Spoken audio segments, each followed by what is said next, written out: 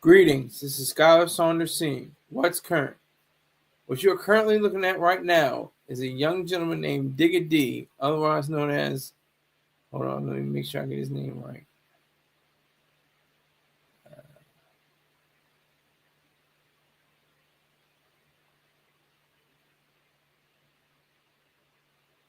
His name is Rhys Herbert. He must be living that life. He's talking about what he's doing. He got found with 45 keys of marijuana on him. Talking about he had migraine. He is guilty. He is guilty. He's been sentenced to 3 years. He's a UK rapper. I've never heard of him. This is the first time I ever heard of him. Salute to Grouchy Greg and God damn, I always forget his name because I never met him. I met Grouchy Greg. Let me make sure I get Chuck Creekmore. Thank you, Chuck Creekmore. Jigsaw, but they represent Delaware. Salute. So that's what you're seeing right now. You're seeing this young man has been behind bars for the past few about 10 months or something like that. It's all over the place on BBC. This is really sad because there is no crime. There is a lot of people say it's a victimless crime. It's not even like a victimless crime. It's not a crime. Selling marijuana. That's what he was picked up for. He was picked up. I guess he was out or something like that, obviously, and he was. It says selling for profit. It literally says selling for profit. Like that's like something evil or something. He had the audacity to want to sell marijuana. So he's been sentenced to 3 years and 11 months in prison for supplying cannabis, and not even cocaine, which is another non-crime. But people take that that's a drug. That marijuana, that's from a plant. That's from the earth. That's from people love to say that, But that's the reality of it is what we have right now. It's a very weird place to be in. I think the place that we are in this world, in this country, in this world. But if this country, if the United States said legalize every substance, everything scheduled, all the drugs banned by the FDA, we would be in a much better state. We would be in a much better place. It would be so much better than what we have right now. It's beyond even comprehension what we would have. We would have a complete system. It would be better. I mean, just that, the representation of that, legalizing all drugs, every single drug, everything scheduled, everything, part of that. That's all I can say. I mean, it just is really sad. It really is sad because he got knocked for marijuana. He should have been knocked for acid or PCP or fent. That's the big one now. It's from what I understand, it's still legal, but it can't be out on the streets. It's scheduled, but it's not. It's like having. I think they still use cocaine and heroin for treatment, like for to relieve eye pain. People use cocaine, like a liquid form of cocaine, as I understand it, and that's how they do it. So that's what is really going on about that. So if you just see what that is, you will see that.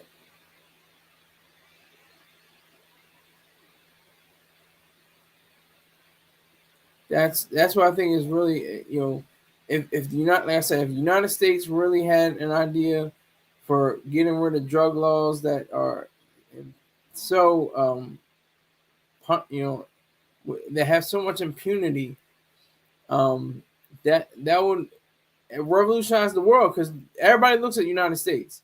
No matter where you are in the world, you have to look at the big person. You got to look at the giant with clay feet, really. But everybody looks up at the giant because we have the most money, we have the most resources, we have the most ideas first of all, that's the most important thing. We have the best ideas, even though we don't live up to them, even though we don't realize them or recognize them all the time. That's the best we can do. So I think with Digga D, that just hits home. I mean, he can talk about selling weed now. You're like, oh, he sold weed, okay, because he really got knocked for it. It's like a lot of people talk that gang, what we used to call from the late '90s to 2000s, probably mid '90s or maybe early '90s to 2000s, was the studio gangster. In the street, he's like, mild mannered and all cool and everything. But when he's in the studio, yeah, I bust my gun and I sold my coke and everything is all these different tales. These are fairy tales that are made up and not even part of the truth. Which is, I think, par for the course now. I think everybody can say anything now. It's not. It's open season. It's, people can get on SoundCloud and get 1 million followers or subscribers, whatever the case may be, and they can look at their count go up, their views go up because they're spouting so much of this nonsense. Really, that's what's so scary. But this guy's the real deal. He's the real deal. Let me get him out of here. All right, so just thought you should see who I was talking about. Digga D. He is currently on. He's currently going to be serving a 3-month sentence. So he's guilty. I've been saying ASAP Rocky's guilty. Lil Durk is guilty. Diddy's. Excuse me. I'm saying they're innocent. I've been saying Lil Durk is innocent. I'm saying ASAP Rocky's innocent. I'm saying Diddy's innocent.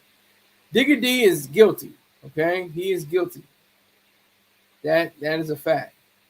There's no questioning that. He is guilty.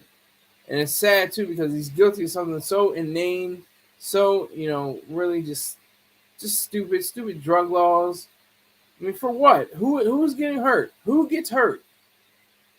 The only reason why they say it is because what about the cartels? The cartel. There would be no cartels if it's legalized. They have to find something else. They have to go to sports betting, I guess. I don't know. Like, who wants to do bad? Like, there are just evil human beings in this world. You have to recognize that. And the greatness of the late great Miss Ayn Rand said, she might have been a little overzealous, to be honest. She's like 99.9% correct on everything else, but when she said, she was asked, what about the people that want to take over the world, that want to be rude and mean and boorish and horrific and nasty. She said there'll be. I'm paraphrasing, but she said there'll be none of them because selfishness will take over and people will be self-interested and rational, but that I think would be wishful thinking. I think that would be wishful thinking.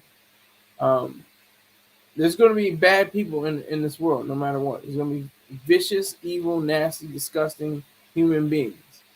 And they may be like a certain president, like he's not the best human being in the world, but it's like he tries to mean well. He doesn't even mean well, but he tries to mean well. That's the difference. He tries. So like with Digga D and other rappers and other young men of color especially who get caught up in the system, that's what is clogging the system. Instead of going after fraudsters, robbers, rapists, murderers, and other people that are that actually commit crimes, we have people like Digga D selling weed. Like that. Oh, that's an issue. That's a problem. That's something that we have to contend with. That's something we have to deal with. That's the sad part. We don't really realize that.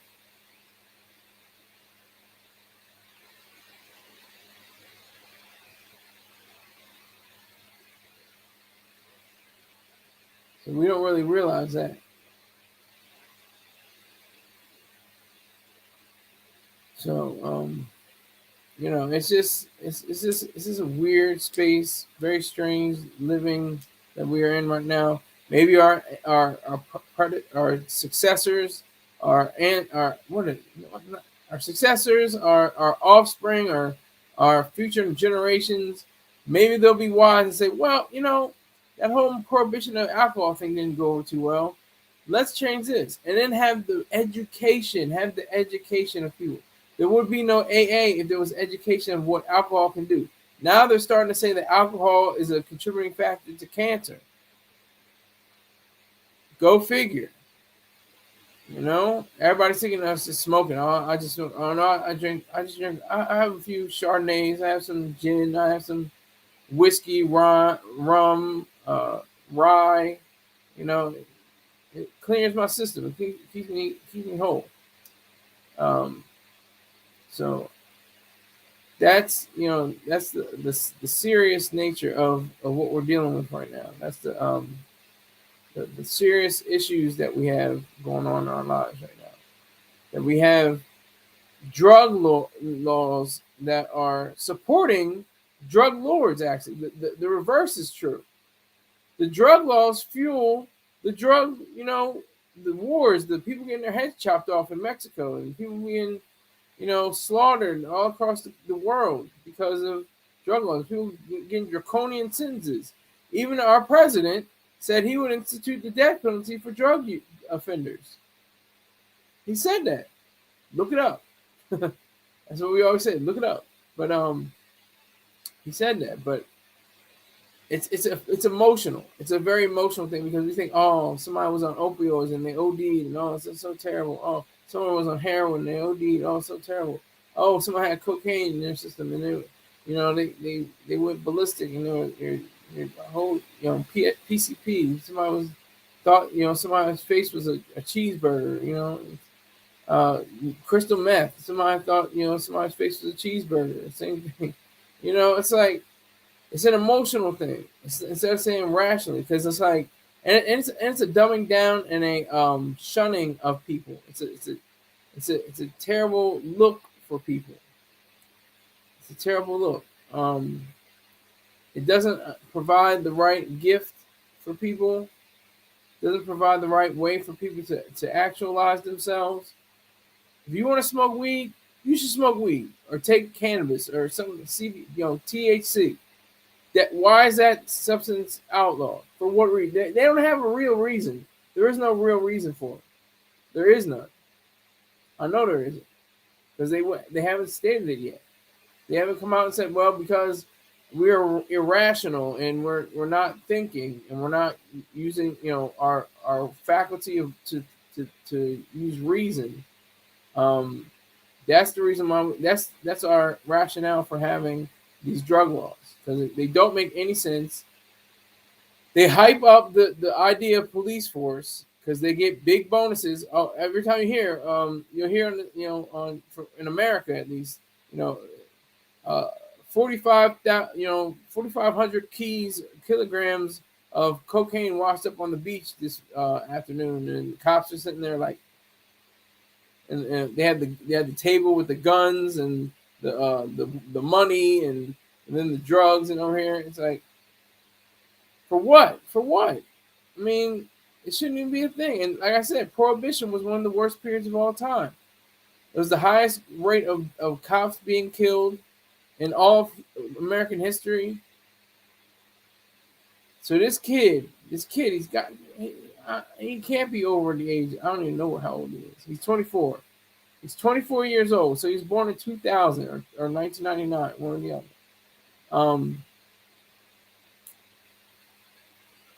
Or 2001. It's 2001. We're 24 now. He's either 2000. It's going into 25, so he's 2001. Okay, so it's 2000 or 2001. He pleaded guilty and made to 2 counts charges relating to importation and supply of cannabis. However, the 24-year-old denied being involved in commercial sale of up to 132 pounds, 60 keys of the Class B drug at, it's called classes. They go by classes in BBC. It's schedules in America. At Lincoln Court, I'm getting this from BBC. But the basis of his pleas were not accepted. During a 2-day trial of the issue known as the Newton hearing in December, Judge Simon Hirst decided on the level of Herbert's drug dealing. Passing sentence, Judge Hirst said he was satisfied Herbert has played a significant role in supplying cannabis and have sold at least 99 pounds or 45 kilograms for a commercial profit. So what? Are you kidding me? They should be glad this kid's not blazing up, schools and everything like that. He just wanted to blaze up the weed. But my time has gone over. I appreciate everybody that came in. So thank you very much for viewing the stream, and I'll look for you on the after stream. So thank you again. Take care.